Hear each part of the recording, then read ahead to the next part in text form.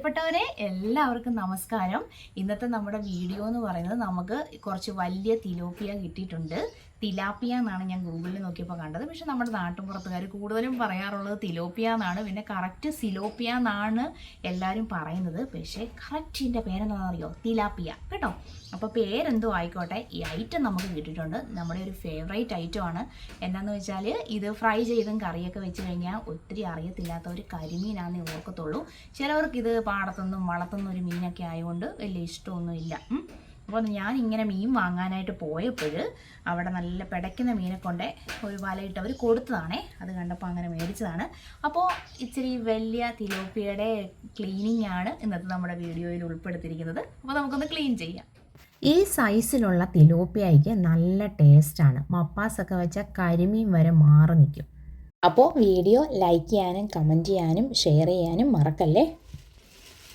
Tilapia clean ചെയ്യുന്നതിനോടൊപ്പം tilapia കഴിച്ചാൽ നമ്മുടെ ശരീരത്തിന് ലഭിക്കുന്ന ഗുണങ്ങളെക്കുറിച്ചും ഒന്ന് കേട്ട് നോക്കിയാലോ.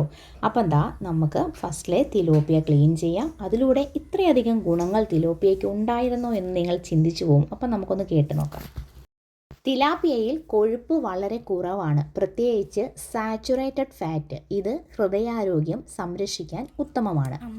മുള്ളിന് നല്ല കട്ടിയുണ്ട്, നല്ല മൂർച്ചയുള്ള കത്രിയായിട്ട് പോലും സെറ്റ്. അത് കഴിഞ്ഞിട്ട് ഇപ്പുറത്തെ മുള്ള്, ഇപ്പുറത്തൊരു വലിയ കട്ടിയുള്ള മുള്ളുണ്ട് കേട്ടോ. തിലോപ്പിയയിൽ omega-3 കുറവാണെങ്കിലും omega-6 ഫാറ്റി ആസിഡുകൾ ശരീരത്തിന് ധാരാളം ലഭിക്കുന്നു.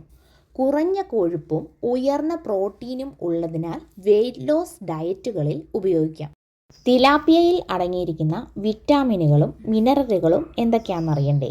വിറ്റാമിൻ B12 നാഡീവ്യവസ്ഥയ്ക്കും രക്തത്തിനും നല്ലതാണ്. Selenium anti ഓക്സിഡൻ്റാണ്. ഫോസ്ഫറസ് അസ്ഥികളുടെ ആരോഗ്യം.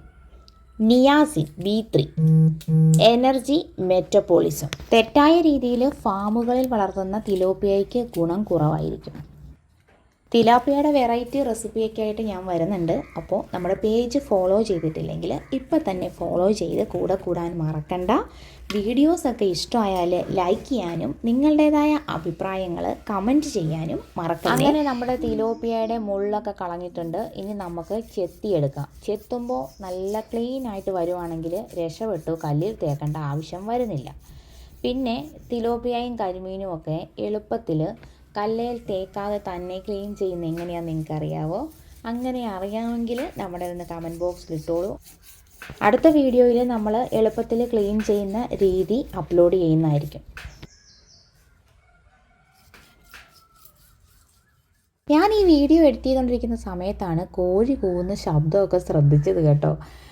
അപ്പോഴാണ് ഞാൻ ഓർക്കുന്നത് എത്ര നാളായി നാടൻ കോഴീനെയൊക്കെ വെച്ചൊന്ന് കഴിച്ചിട്ടെന്ന്. നോൺ വെജ് ഭയങ്കരമായിട്ട് ഇഷ്ടമുള്ളത് കൊണ്ട് തന്നെ എനിക്ക് കോഴി കൂവുന്നതൊക്കെ കേൾക്കുമ്പോഴത്തേക്കും പെട്ടെന്ന് അങ്ങനെ എനിക്ക് തോന്നി കേട്ടോ എഡിറ്റിങ്ങിൻ്റെ സമയത്ത്. അപ്പോൾ നിങ്ങൾക്ക് ബ്രോയിലർ കോഴിയാണോ നാടൻ കോഴിയാണോ എന്ന് ഏറ്റവും ഇഷ്ടം? എനിക്ക് ബ്രോയിലർ കോഴി ഇങ്ങനെ കട്ട് ചെയ്ത് കിട്ടുന്നതുകൊണ്ട് അതാണ് നമുക്ക് കുക്ക് ചെയ്യാൻ എളുപ്പം. മടിച്ചി ആയതുകൊണ്ട് തന്നെ അതെനിക്ക് ഭയങ്കര ഇഷ്ടമാണ്.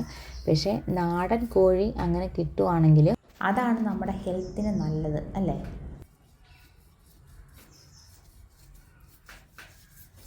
മൂർച്ച കുറവാണ്. എപ്പോഴും എന്നെ പിച്ചാത്തേക്ക് മൂർച്ച കുറവാണ്.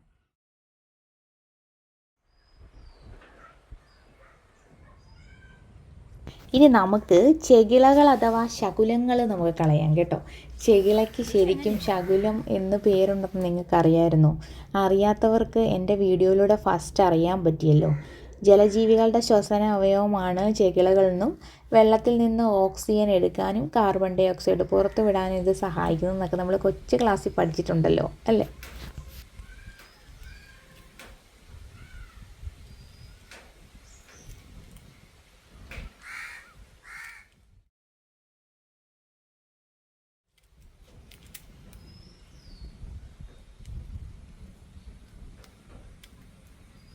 ഇനി ഒന്നുകൂടെ കല്ലേലിട്ട് തേച്ച് അകത്തെ കുടലൊക്കെ കളഞ്ഞെടുക്കണം.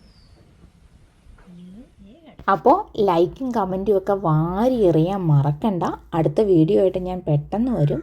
അതുവരെ ടാറ്റാ.